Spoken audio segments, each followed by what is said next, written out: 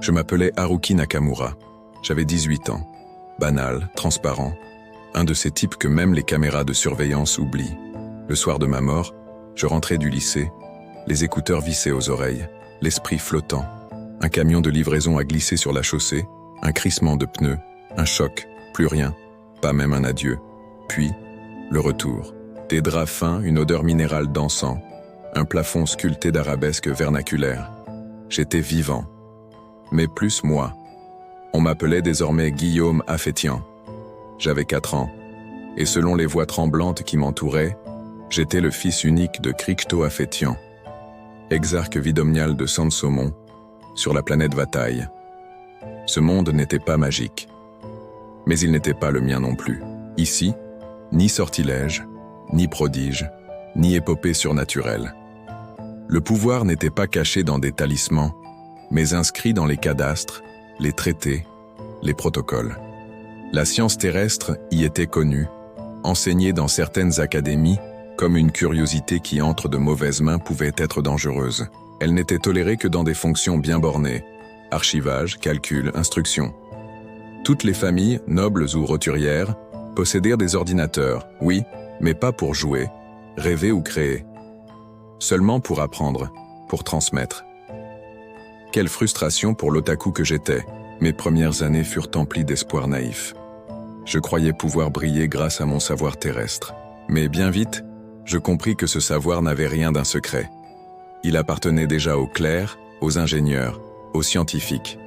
Ce monde tournait. Les vaisseaux circulaient d'un monde à l'autre, pilotés non pas par magie ni par instinct, mais par des intelligences calibrées, encadrées, surveillées. Vataille faisait partie du duché d'Arsecor, lui-même vassal de la principauté de Nobourg. Le pouvoir y était féodal, rigide, mais paradoxalement méritocratique. Les castes étaient ouvertes grâce aux talents qui étaient récompensés, honorés, élevés. On y forgeait des élites dans les écoles. Les instituteurs étaient formés et chargés de découvrir des pépites, de les polir et de les envoyer se former, où leurs talents pourraient être utiles au reste de la société. On y bâtissait des carrières par le labeur, la vertu, la ruse parfois. Mon père voulait que je sois l'une de ces élites. Kristo Affétian était un homme droit, exigeant, peu expansif. Ses journées s'écoulaient entre décrets princiers, doléances des entités subalternes qui lui étaient subordonnées et rapports fiscaux. Il me regardait sans tendresse mais sans froideur. Pour lui, j'étais l'avenir de sa maison. Une extension, pas une personne. Mais je n'étais plus un enfant. Mon esprit, intact, portait les souvenirs d'une autre vie. J'étais un adulte travesti en héritier. Alors j'observais, j'appris, et je me tus. Vers mes 8 ans, un événement bouleversa mes repères. Ce jour-là, caché derrière une cloison ajourée, j'assistais à une session du conseil vidomnial. 10 avoyers, élus des cantons de Sansomon, y débattaient sous l'égide de mon père, qui remplaçait son bailli malade. Des hommes aux accents marqués venus de tout le pays évoquaient à voix basse un désordre politique. Sur la planète Mernan, la duchesse, mère des 3 fils aînés du roi, refusait toujours de régner sur le duché qui lui avait été confié et qui faisait partie du domaine d'un de ses fils. Le pouvoir demeurait entre les mains du duc consort, son époux, un homme sans titre officiel mais qui agissait comme un exarque ducal. Le roi, bien informé, n'avait pas condamné la situation. Pire, il avait octroyé à cet homme les pleins pouvoirs pour éviter une crise administrative. Face au mécontentement des exarques, une seule concession, envoyer le consort étudier à Tanravaraport, à l'Institut Machiavel, réputé pour former les péraliques. Tout cela me dépassait encore. Mais mon père, lui, comprit. Il décida de me faire rapprocher du prince de Nobourg. Ce dernier avait mon âge. Il tenait à faire de moi l'un de ses compagnons. C'est ce jour-là que j'eus une révélation. Ces mondes tenaient non seulement grâce à la force ou à la foi.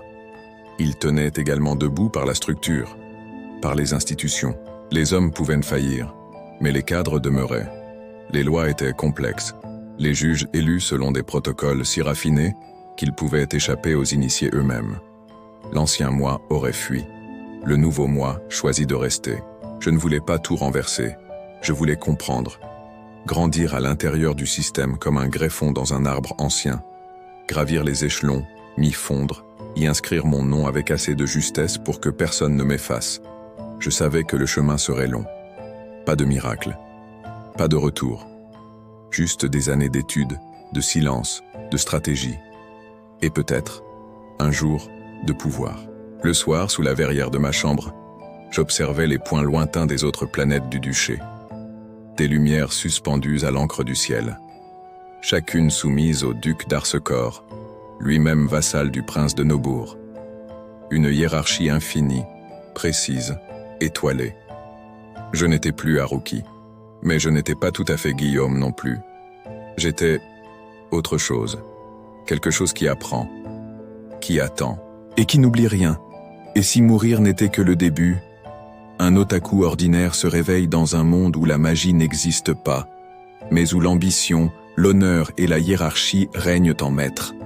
Là où les étoiles obéissent aux lois de la tradition, et où chaque nom peut peser plus lourd qu'un empire, il devra tout réapprendre, tout conquérir. L'ombre des princes. Chronique des rois roux, tome 1. Disponible dès maintenant sur Amazon.